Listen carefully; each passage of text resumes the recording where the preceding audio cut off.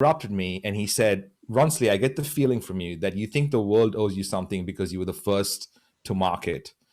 The world owes you nothing. You just have to get better.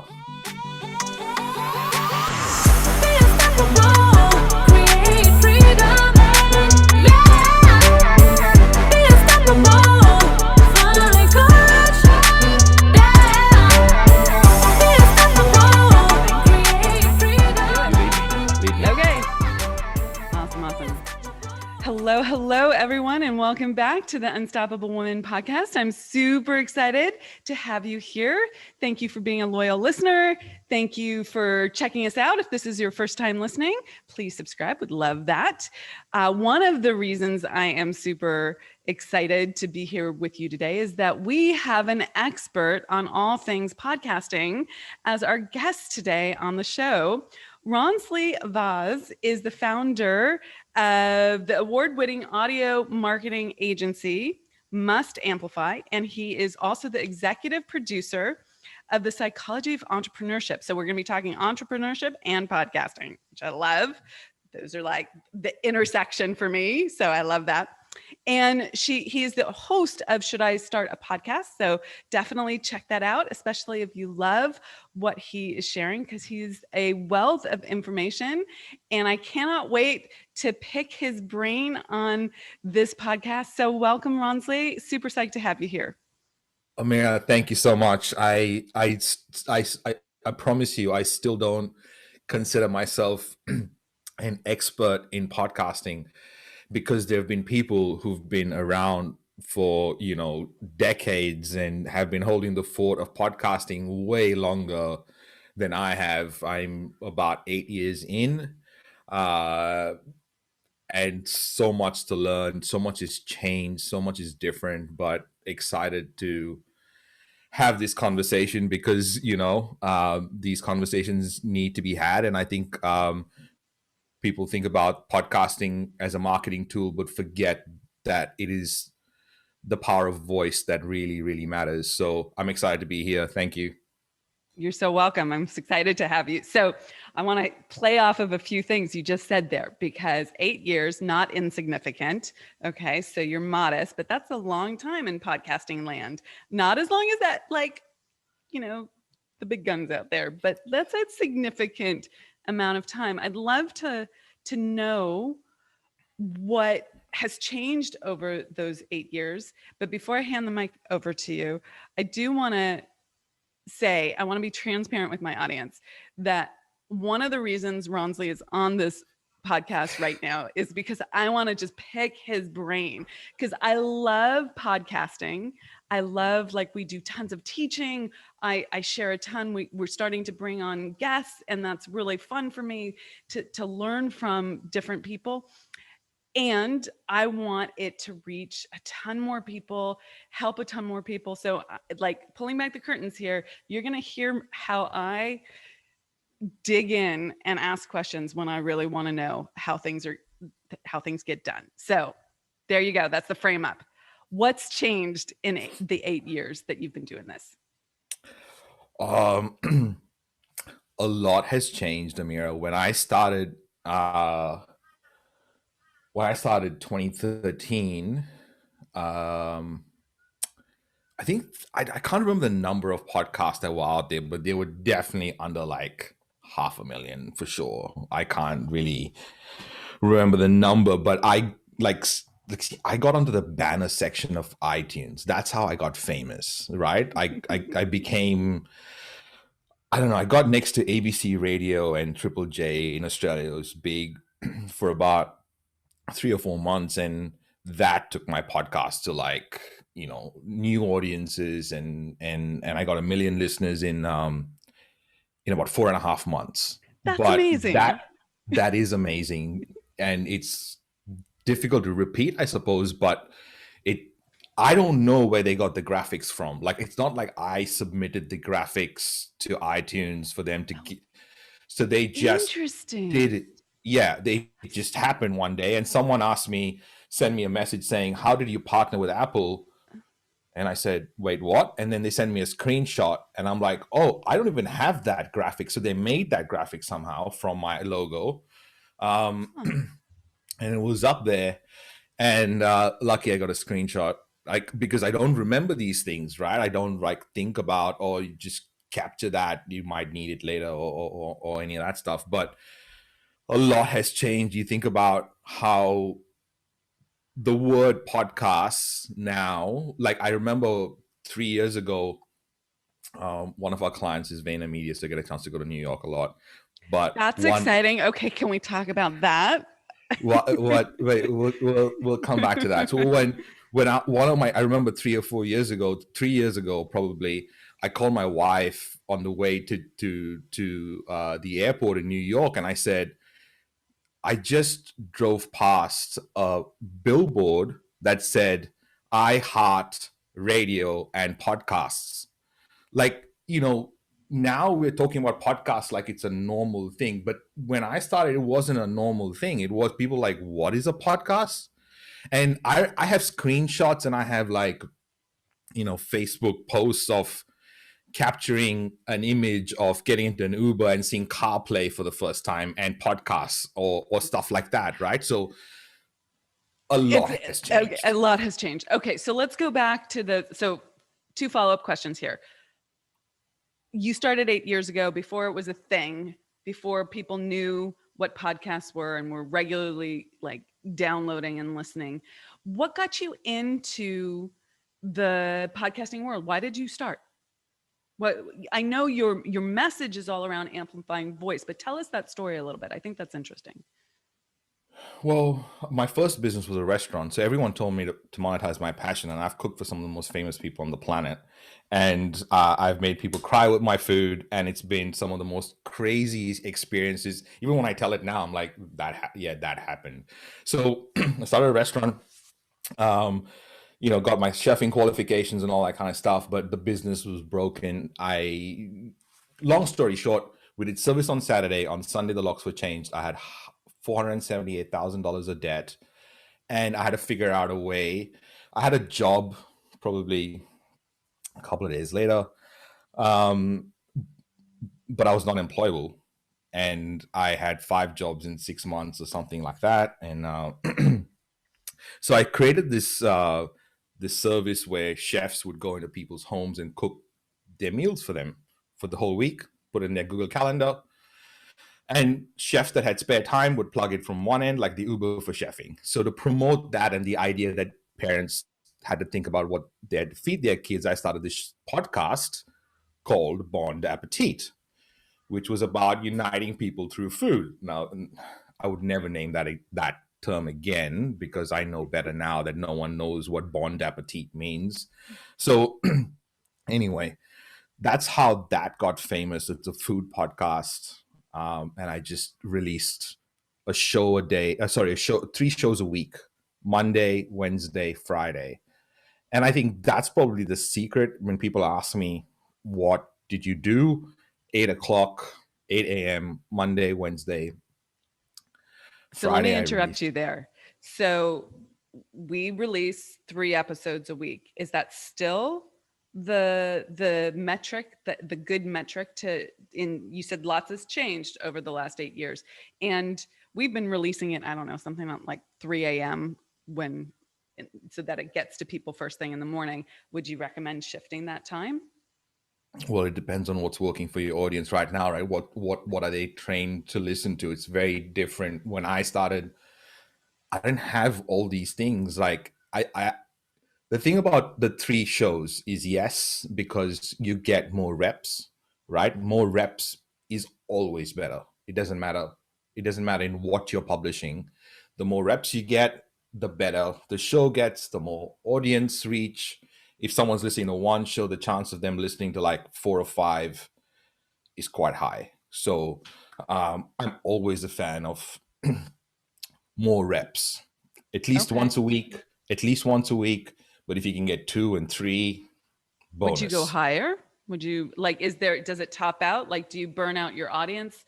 Like, they think, oh my God, I can't keep up, so I need to just let that one go?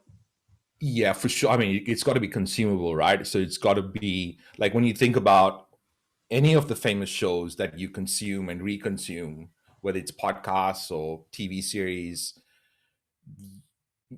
there's a stopping point. The stopping point is super important because it allows you to want the next one. Like, the music is not the note, is the space between the notes sort of thing. Yeah. It's the Oh, same. It's the same thing. okay. So then I have a question on that. You can tell me I'm doing this all wrong. I'd love to get your feedback. We do Coaching Uncut, which is the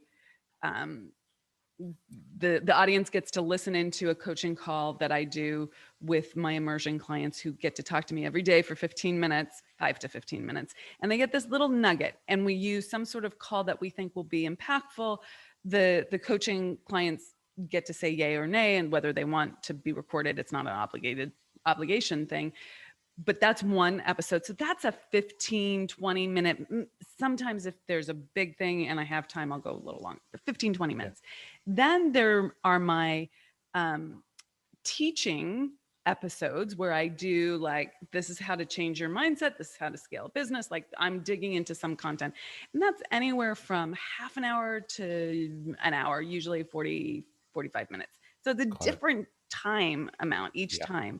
And then we have this morning mindset club that I do, and we compile the audio recordings that I do on that. And that varies in time also, because those can be 2-minute audio recordings or 7-minute, and then we're putting 7 together for the whole week, yada, yada, yada. So there's these different, and then there's interviews, right? Which I tend to like long form because I feel like you get past the sound bites and you get into what people are really about. But sometimes someone only has a half an hour, so it's a half an hour interview. Yeah. Is that effing me up because it's not a clear time structure? Well, if you're not looking at this on video, but you're just listening, he's looking down and trying to find the polite words to say, yeah, you're effing it up. Okay.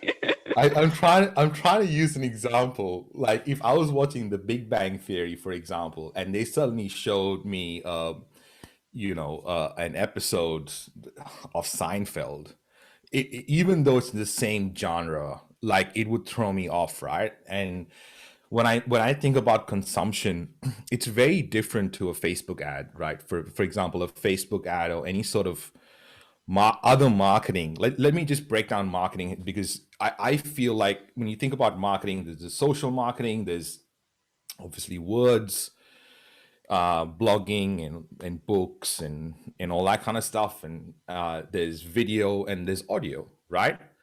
Audio is the only form that you can consume while you're doing other things. Everything else, you got to stop what you're doing to consume that audio, and they're all in different ways you have to consume them. Like video is visual, the audio is still the most important thing, but people are judging even before you start, you say something, right? For example,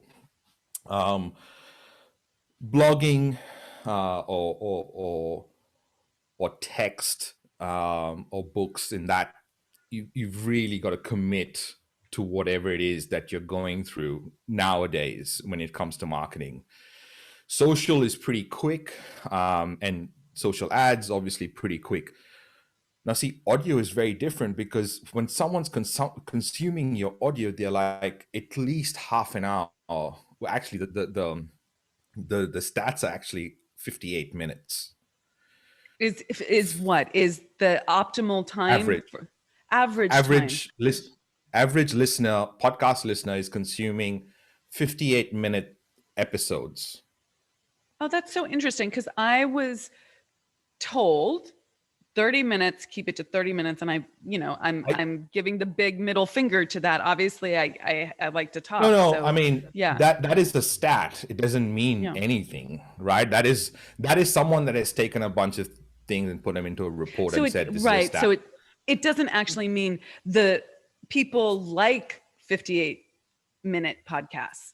No, correct? And I actually would say, I would recommend people keep it under, because it's very easy to get caught in the idea that nothing has to be edited out. But if I break it into perspective, you would never read a blog post that's not edited. You would never read a book that's not edited. Why would you listen to a podcast that's not edited?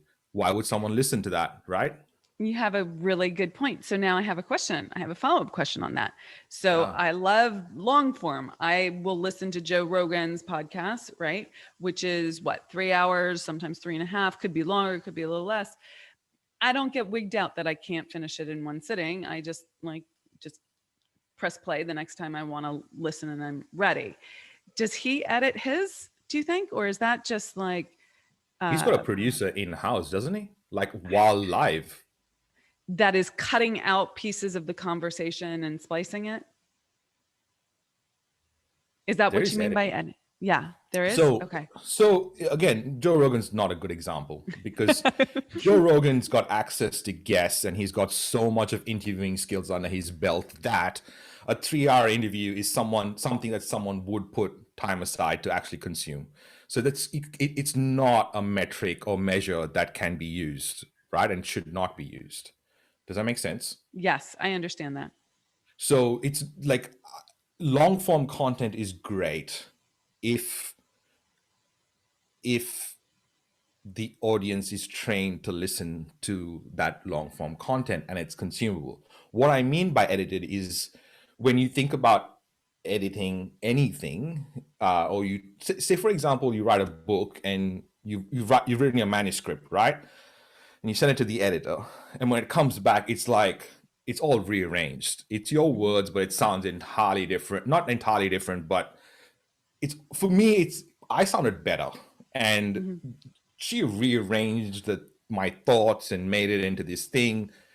That is editing. So it's consumable for someone that's reading the book that can make sense. And they're not trying to like just hop around and in the conversation like normal. So there's all these different elements that are there to consumption. And we don't want to get too technical because reps are important. Audience that you already have is very, very important. So if they're responding to you like all my data and everything that anyone says is kind of like useless and should not be considered. So just putting everything in perspective here. I love it. I love it. Well, I love the detail of it as well. So what I'm hearing you say is producing is important, editing is important, and just to clarify for me, editing is making sure that the conversation flows appropriately and you're not all over the place with your audience, so that they can go a little bit more linearly through it. I would imagine also you're talking about the production value of the podcast. Like we did a bunch of research at the beginning about like what you need to do, and it was very clear you have to have good audio and you have to have, your intro music and graphics and certain production aspects of it to get onto iTunes initially and all that stuff and get good listenership. How are you speaking about that as well? Well, I think those recommendations came about because a bunch of podcasters realized that if there were no recommendations, then people would not take production value into consideration. I think those things are just bare minimum. I'm expecting everyone to do them now in 2021 because that was a thing I think the podcasting world was dealing with when I started, right? So I think Okay. that has changed a lot. I'd expect that to be, removing background noise, having good microphones. That's like a no-brainer at this point. I wouldn't even, it's like sentence structure. Great, the sentences sound good, and I think that's the thing. But now people are expecting more. When you see about how many podcasts and the share of year study, if you're really interested in like stats, Google the share of year study by Edison Research. They do one every year, and you get some really good stats on voice, on the share year and podcast and the growth and the numbers and all the medians and means. Okay, fantastic. So talk to me about what you think a successful podcast is. Ooh, where your audience responds back to you. That's probably the best definition of success because it's not the numbers.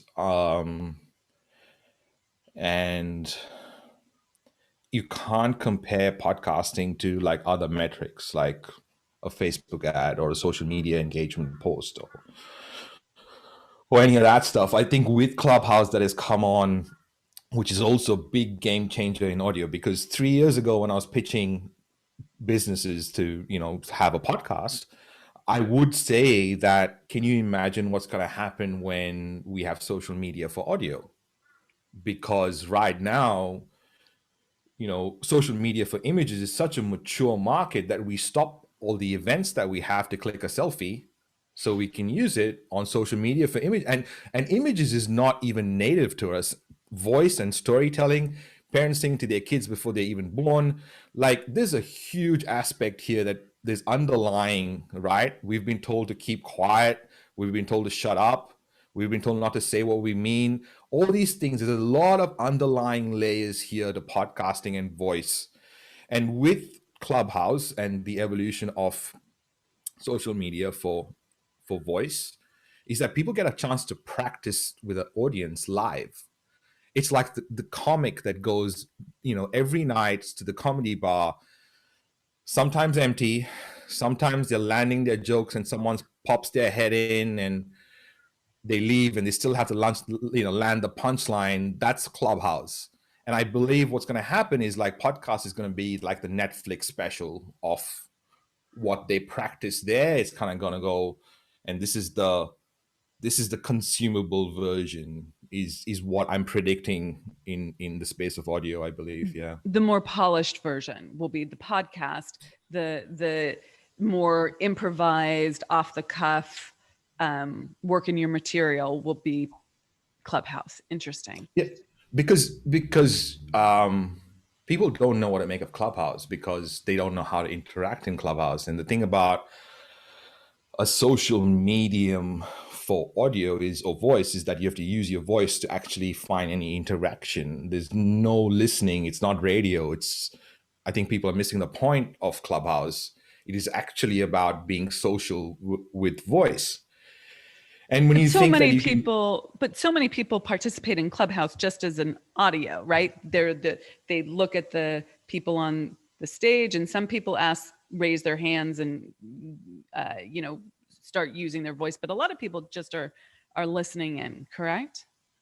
They're listening in 100%, but for them to actually be social on that platform is what I'm talking about. It's not really consumption that I'm talking about. I'm talking about, if you want to be social on the platform, you be social with the medium. So if you want to be social on Instagram, you have good images. If you want to be social on Facebook, you write good posts. If you want to be social on Clubhouse, you have to use your voice. At this point, if you just use your voice, is good, and it's better than not. Is what I'm saying. You know what I mean?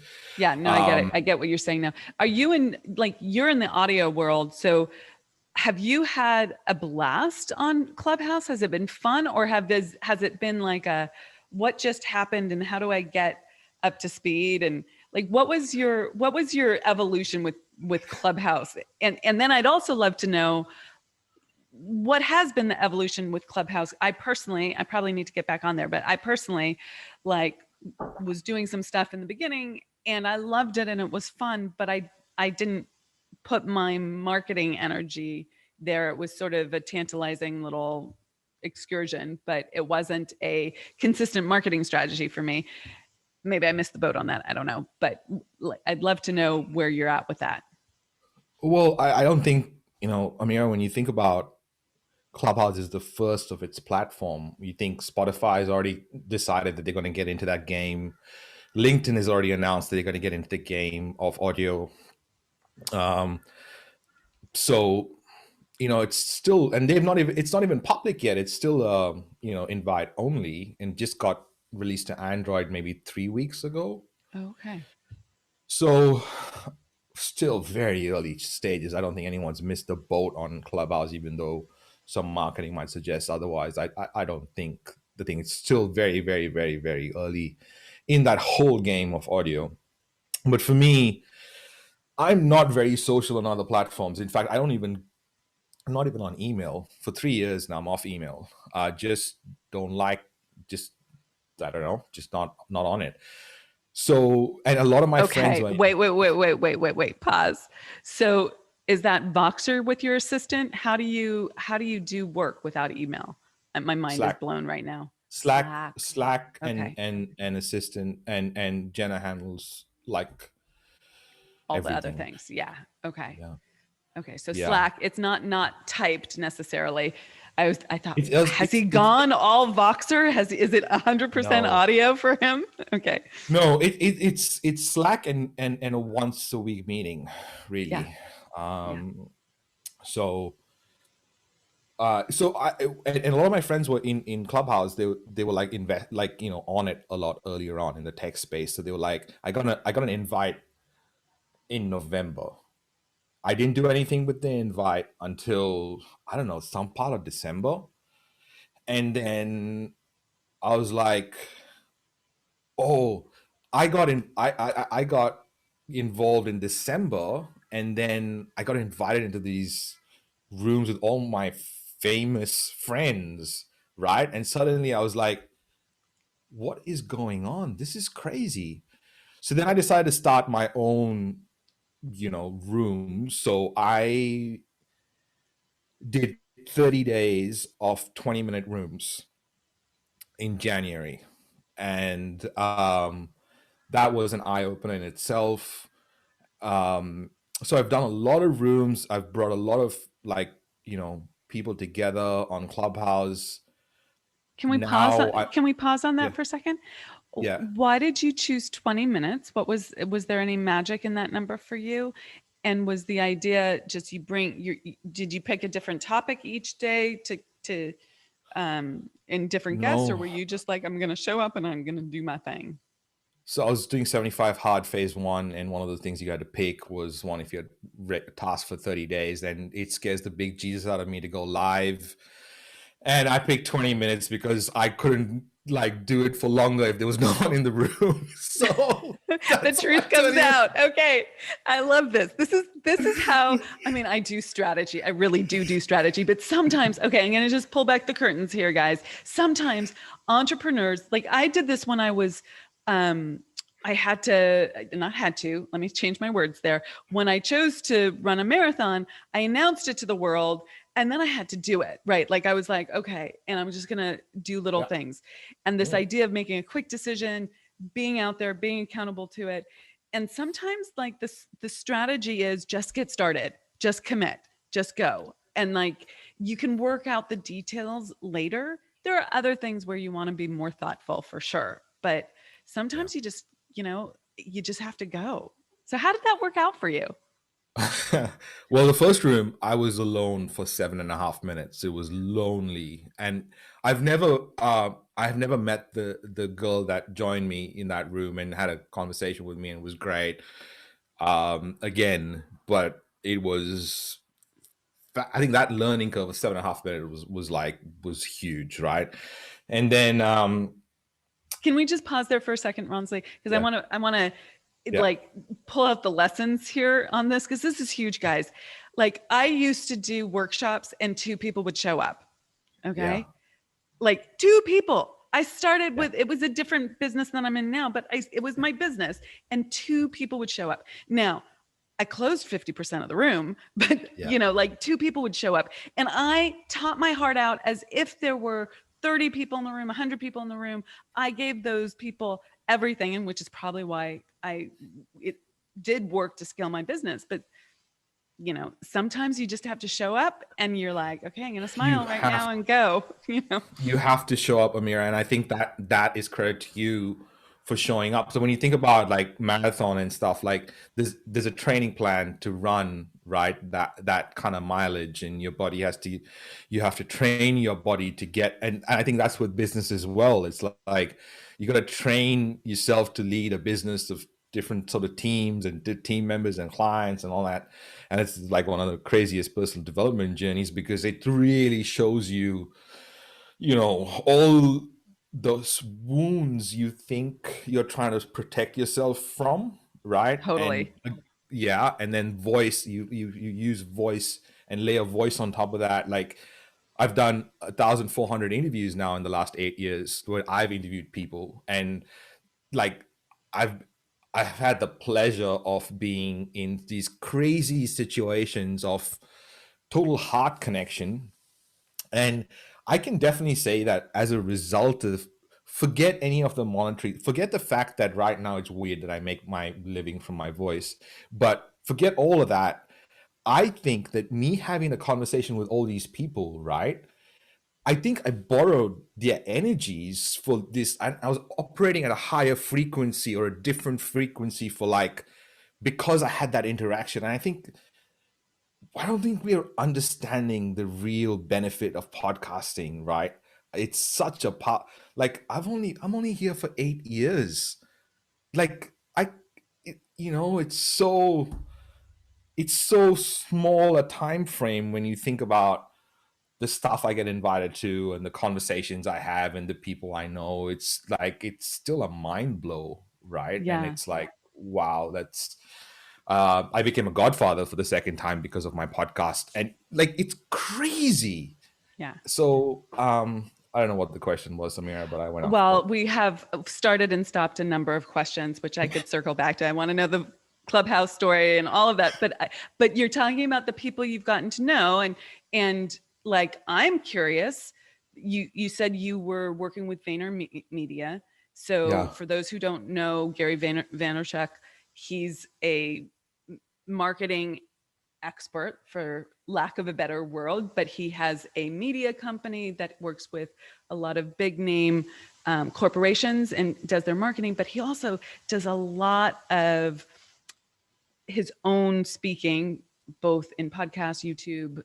He has a videographer traveling around, capturing what he's saying, because he has a lot to say and he's sharing a lot about how to show up for yourself, how to live a good life, how to, be persistent in the face of the challenges that businesses have and getting started and all that. So he's a great person to follow. Some people love him, some people don't. I won't say hate, but some people don't. He's a go hard, hustle hard kind of guy. He's the kind of guy that works 18 hours a day and maybe more.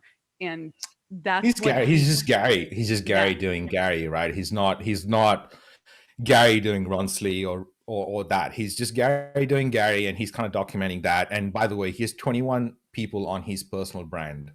So Yeah. 21 full-time people on Gary V's personal brand, and Helping him do that, like get yeah, all of that out there. Yeah. yeah, in all the different formats. And his marketing is a small piece. He's an entrepreneur. I think he's one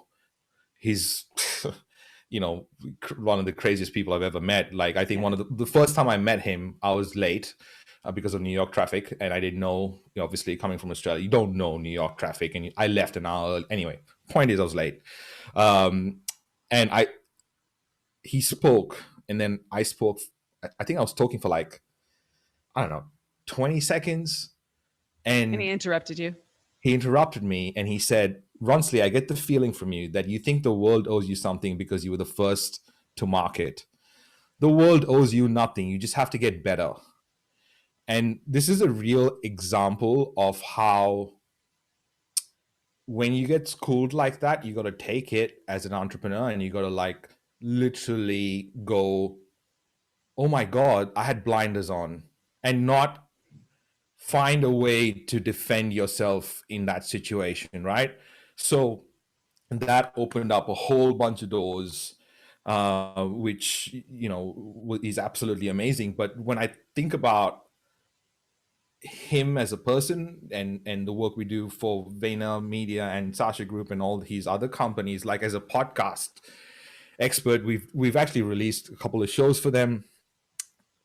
But the point is, I was actually in working out of their offices in New York when the whole world shut down, the 9th to the 13th of March 2020. We were there, and I watched how 1,200 people all over the world went in Vayner Media went virtual overnight from Thursday to Friday. Friday, I flew JFK, LA. There were 50 people in the whole airport. It was the weirdest experience for me to see that. But the point is, Gary at that point canceled all outgoing meetings for 2.5 weeks and went all internal meetings. He's like, I'm not available to anyone outside except my team until further notice. Actually, it was not even 2.5. It happened to be 2.5 weeks later, but it was until further notice. And that tells you a lot about how his brain is wired. It is literally what he says is what he does, and it's just the thing. But Gary is, you know, I've managed to, we've managed to like create podcasts for some of the most famous people on the planet, and that's like one of the things that has like blown my mind. And it's not necessarily it's like I say VaynerMedia because I mean I think the name maybe attracts a certain kind of crowd, or it kind of perks people's ears, but it doesn't matter who that person is, right? I think in all those people are trying to get to an audience.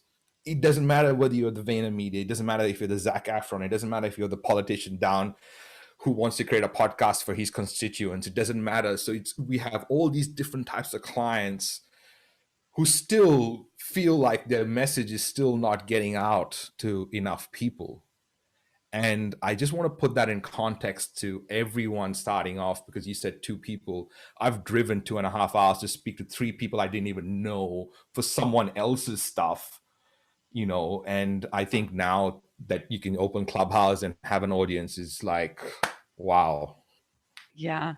I think persistence is such a huge thing. I think getting over that the being seen or not being seen, or what you're making that mean, and all the judgment that you have about not being there already. And I think it's something that happens until it doesn't for you at every stage. It took me a long time not to start going, I need to be further along than I am. Now, of course, I have growth desires for the company, impact desires for the company. I have big goals and dreams. I'm not saying that, okay? But I used to go, why aren't I there yet? And compare myself to whoever was 10 years ahead of me or 20 years ahead of me, and like start diminishing myself instead of going, let's look, if they can do it, I can do it. That's a big thing. And then what are they doing? And do I need to be doing what they're doing now and shortcut things? Or do I need to be doing what they did 10 years ago? Because that's where I'm at right now. And trying to discern and splice that, and not get into a I'm not good enough game in the entrepreneurial head. Because it's like there's always going to be someone who's smarter than you are, prettier than you are, richer than you are, has more likes than you, like all of that stuff. You got to get over that and shift to doing the work that you love.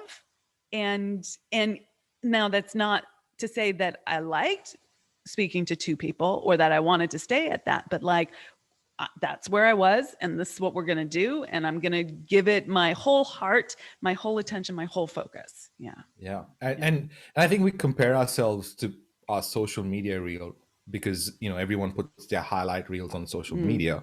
Yeah.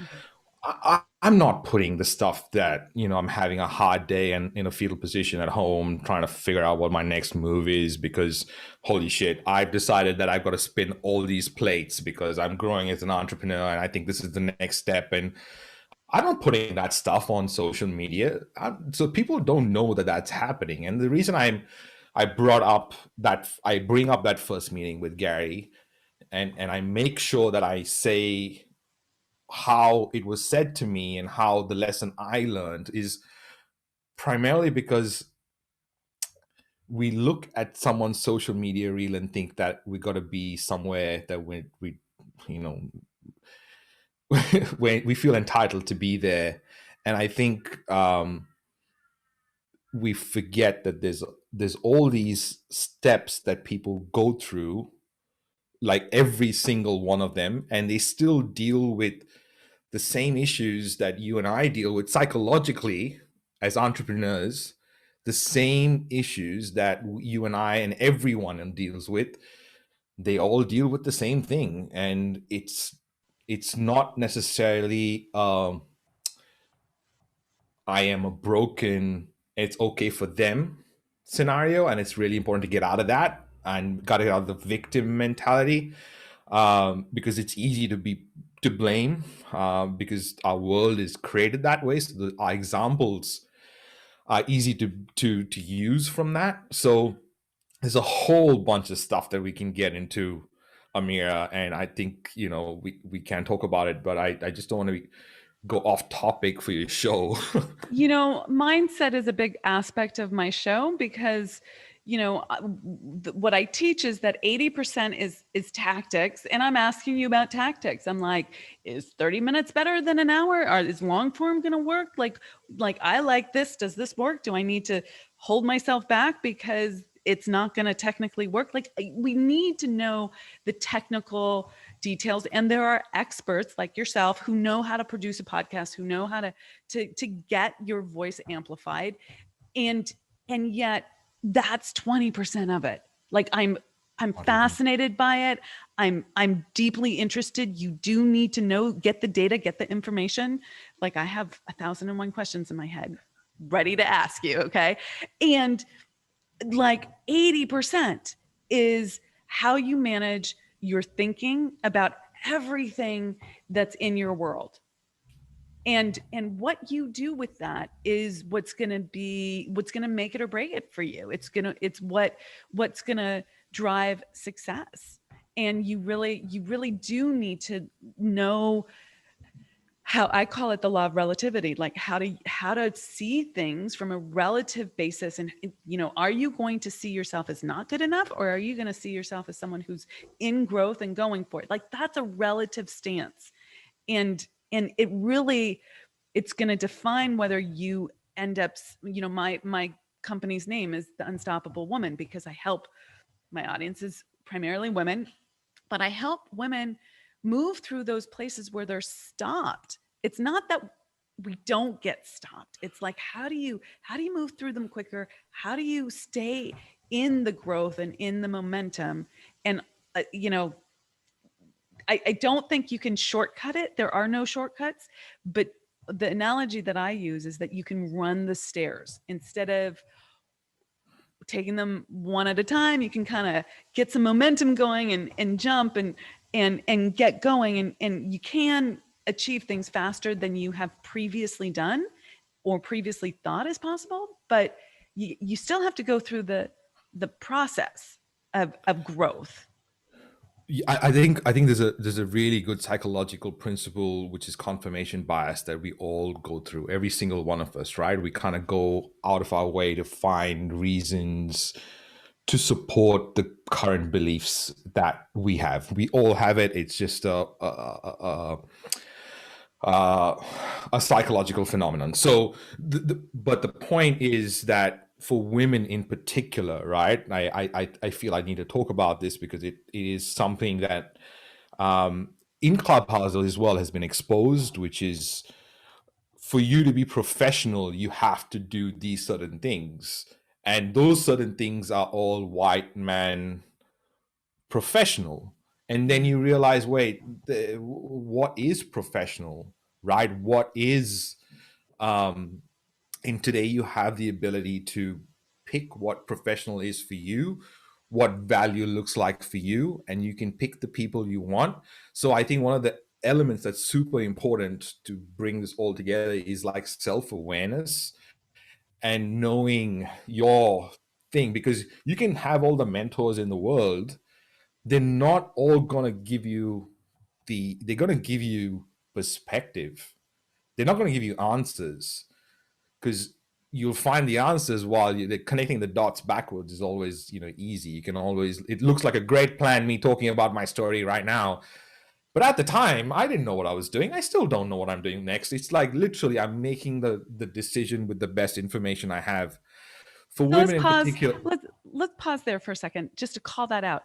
There is uncertainty in business, and many clients of mine, many listeners of mine, they're challenged with this idea that they think that they're supposed to have a incredible level of certainty in order to move forward. And that's just That's just not the case. You're always going to be stymied if that's what you're looking for.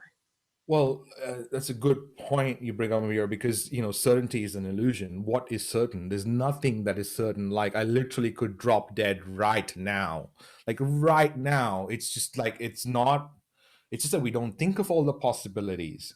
And when we use our brain to think about the possibilities and not our heart, and that's a whole different conversation. I believe what happens in those moments is we look back at patterns that we have. And for women, I think one of the things that was scarce is role models, or like, this is what it looks like, representation. That's why it's so more important than just to get a equality. I suppose it's more about the younger generation looking at role models. So the patterns, looking at being self-aware and looking at our patterns is so key, because when that happens, then you can start to look at other ways and other perspectives of how other people dealt with those same patterns, and you can use that.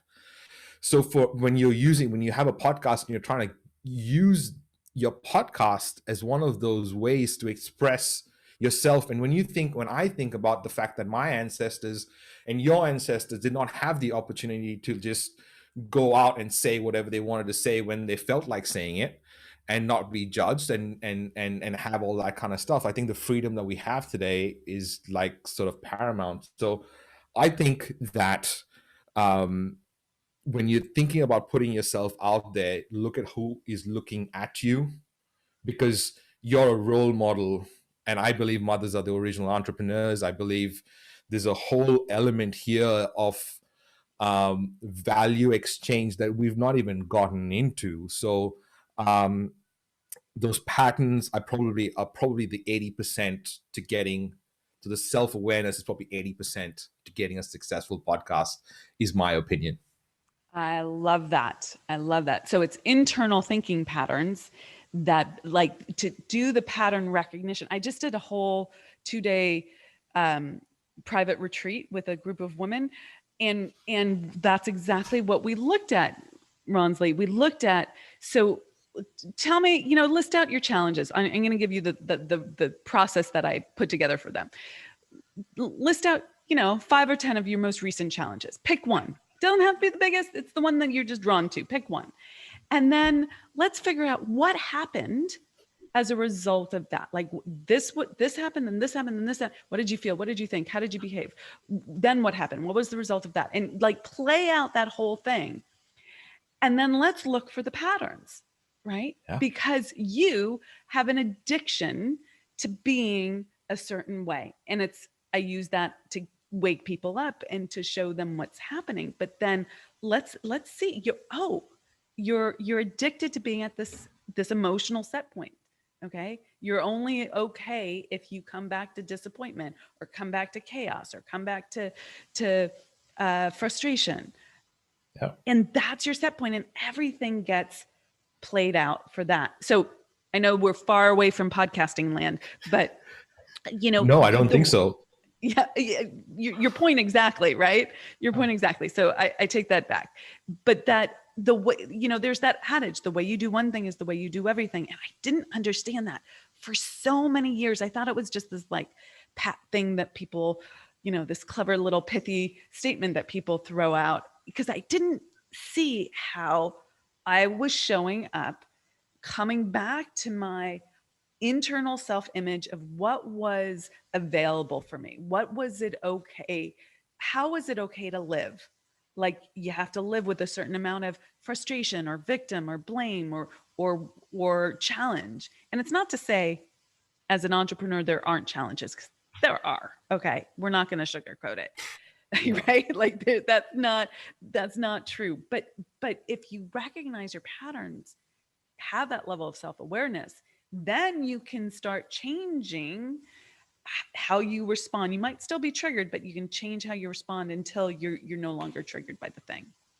Well, when you think about any training, right, in a marathon, like when you're trying to run a marathon, for example, you get to a point of uh, breakage for a reason, and it's the training that allows you to like now I can run a city. Like to be able to just to go to a new city and run a city is a privilege. Not many people on the planet can do that. So it's the same thing with podcasting. When you kind of like do your reps and you kind of um, realize that you bump up against the wall because someone said something, or a conversation went in a different way, or you got upset because something didn't go according to plan, whatever that might look like. Those are usually really good indicators as to what the next step is, because if you're at a stage where everything has to go according to plan, and it's something has not gone according to plan, then and you're going to get really upset, it's going to spoil your day, then it tells you that if you bring a team member on at that stage, it's going to create more chaos, right? And you can't be the leader in that situation, so you have to learn how to deal with that situation and lead. So I think there's all these different the world or the universe gives us all these learnings or lessons that we got to like pick up on to. Yeah. And the podcasting is like a microcosm for life. It like allows you to learn all these lessons, and so is business and entrepreneurship as well. So I love it. I mean, the fact that we get to have this conversation, right? It still blows my mind, some of the clients that we've helped, right? I'm still not comfortable. Like I still feel like someone's going to knock on the door and say, that was all a joke. That was all. So if you notice, I'm still like, when you mention, it's a constant battle, I believe. And I think that it's depends on your patterns and your experiences and what you're carrying that makes certain things feel more like bigger than it for yourself, I suppose. Yeah, I love it. Well, this has been absolutely freaking amazing. I could keep talking to you for hours, but we're going to wrap because I've just been schooled that long form is not the way to go. Lovingly schooled. Is there anything that share where people can? I have one follow-up question actually, so don't take off. But where can people find your podcast? Can you tell them where they can find their podcast, and if they want more information about you, where they can find you and your favorite social media channel? Best place is just like Ronsley on Google is probably what's going to give you different places to find me. But I have the Psychology of Entrepreneurship, which is an audio documentary style show where I interview a whole range of different people, and it's about 40 hours of work that goes into each of those volumes. But I've interviewed people on death row. I've interviewed like some famous people. I've interviewed actors. It's just something that I enjoy doing, that we'll end up making a show about. That's really what it is.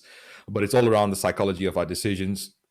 And I got Should I Start a Podcast, which is more I suppose show about you starting a podcast and ideas on how to grow it. So find us there. But Clubhouse is probably the most social I'm on. So if you want to come and hang out with me on Clubhouse, please do that at Ronsley. Will we be like one of 7 people in the room? Just teasing you. If that. Right, exactly. No, I'm sorry. I couldn't help it. It was my little wicked sense of humor. Okay, so everyone go check out his stuff. He's the wealth of information and just like a good soul, and has like great insights. So I encourage you to go follow him, go check him out. Go find him on Clubhouse so that, maybe the 3 of us can all hang out, right? Okay. And please. So what makes you unstoppable? I actually got asked this yesterday as well. It's no really kidding. crazy. Who asked that question? Not in your words of unstoppable. It's like, how did you, I'm 40 years old, and if I list the things that I've done, it's like 3 lifetimes, and it's just, I'm still surprised by it, and I feel like For me, it's just the idea that I've been given these gifts. I don't know why and how, and I don't really need to sort of understand that part. I just know that I'm so privileged and so lucky and so blessed. And if I don't do anything with it, then it's kind of like, what? Like, what a waste. So that's the only thing I can think about, and that what keeps me going and what keeps me unstoppable. And I think I'm stoppable. I think I have to stop once in a while for myself because that allows me to go further. And I think those rest periods are really important. So yeah, that's my learnings. I love it. I love it. Well, I'd love to share a few reflections with you before we officially wrap up. Please.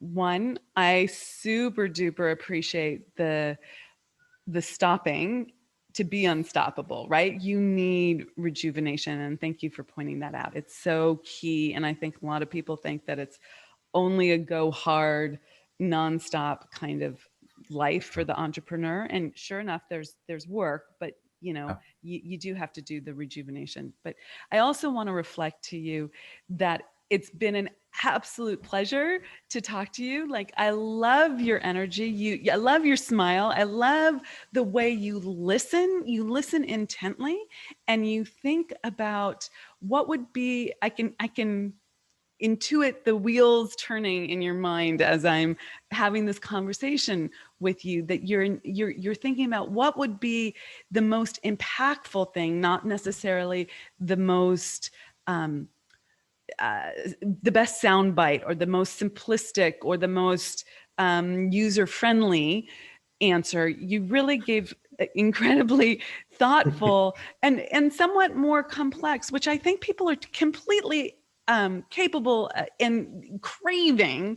And I'm just grateful that that is the way you came to this conversation and how you I, shared. I have to thank you, Amira. I appreciate all the love you're throwing at me. I enjoyed this conversation too. It just flew by the time. Uh, I lost my train of thought, so I'm going to end on that. Thank you for being. Thank you for having me here. Oh, that's great. I love it. That's how it's done, guys. This is how we're going to end the show. I love it. I love it. I love it. Awesome. Awesome. Thank you guys for tuning in. Thank you for joining me. Reach out to us. Post on YouTube if you think that I should clean up my timing on the podcast, whether I have to get it all to the same time period or you like my wacky and wild ways. And please share and have a great and awesome day.